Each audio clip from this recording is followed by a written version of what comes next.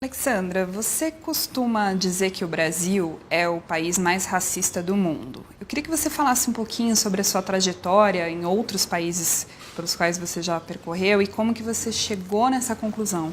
Bom, a verdade, depois de viajar por mais de 50 países, por também ter vivido em 8 países, eu chego à conclusão que o Brasil é o país mais racista do mundo, no sentido de que é o segundo país a ter a maior população mundial de negros, depois da Nigéria.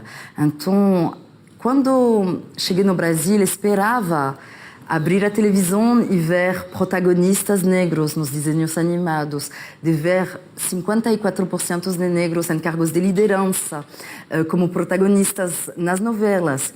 Infelizmente, vi só 4% de negros. Eu fiz uma tese na Sciences Po, quando fiz meu mestrado, sobre diversidade. E então, quando comecei a tocar esse assunto, me di conta que a verdade não é só que o Brasil é um país racista, o mundo é racista.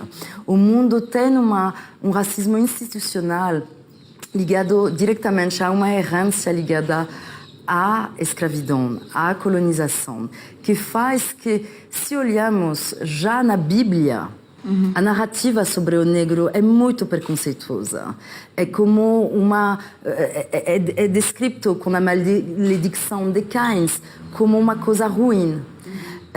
Escutei muita narrativa no Brasil sobre isso, falando de que o branco tive a oportunidade na religião católica de poder atingir a fonte para se limpar. Só que os negros, os últimos, não tinham mais água, então conseguiram só lavar a palma das mãos e dos pés.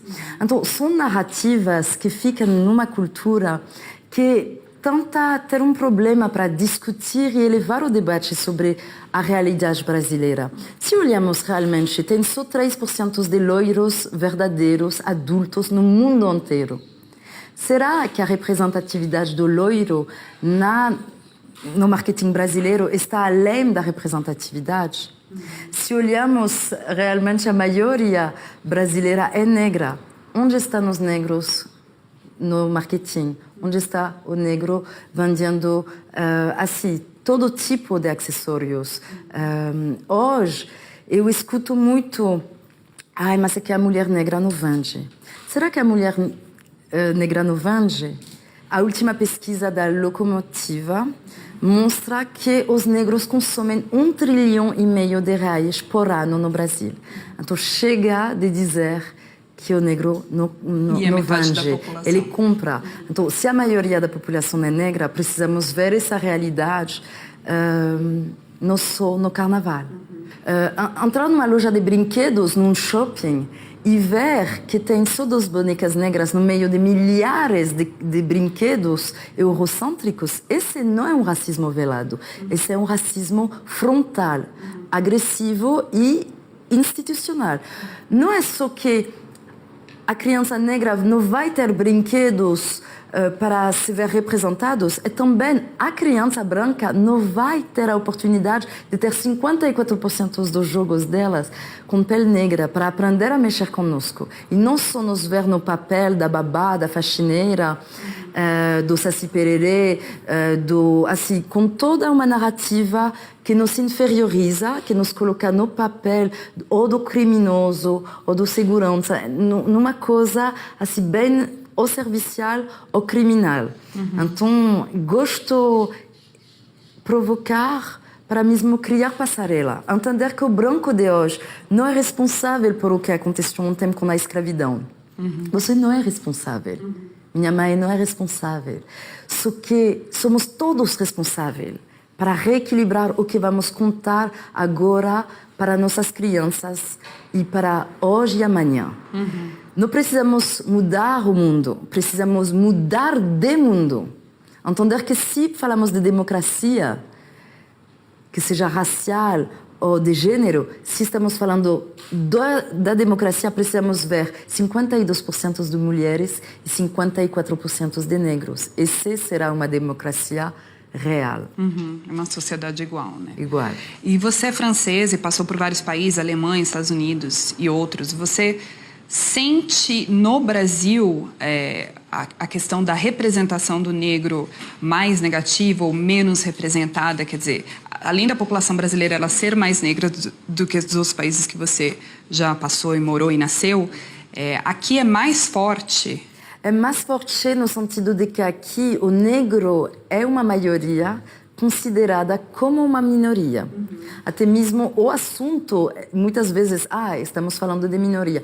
Que seja o caso nos Estados Unidos ou na Europa, falando de minoria, tudo bem. Se você olhar, a população negra nos Estados Unidos é só 13%.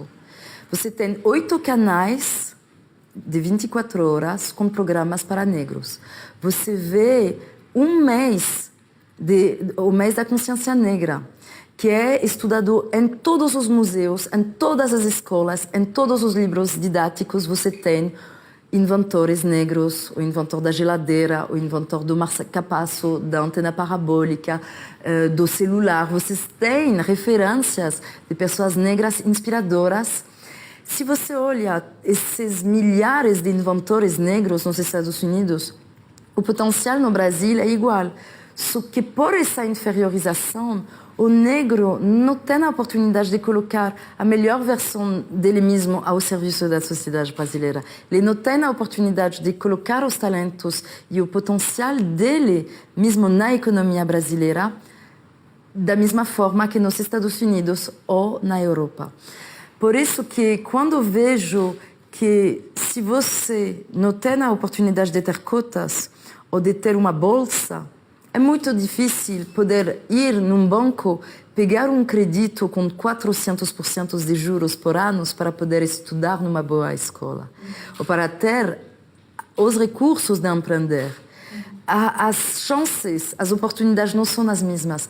Por isso que o Brasil tem todo um povo que chamamos de carente, que não gosto de chamar eles de carente, porque quando eu vejo a produção do carnaval, não tem nada de carente lá. E é feito por essas pessoas que chamam de carente. Se você realmente olha o potencial de toda essa criatividade, se essa criatividade fosse colocada ao serviço da sociedade o resto do ano, da economia do Brasil, e que sai na hora, é impecável, é muito bem organizado, é impecável, assim, no militragem pequeno é tudo impecável e dá tudo certo.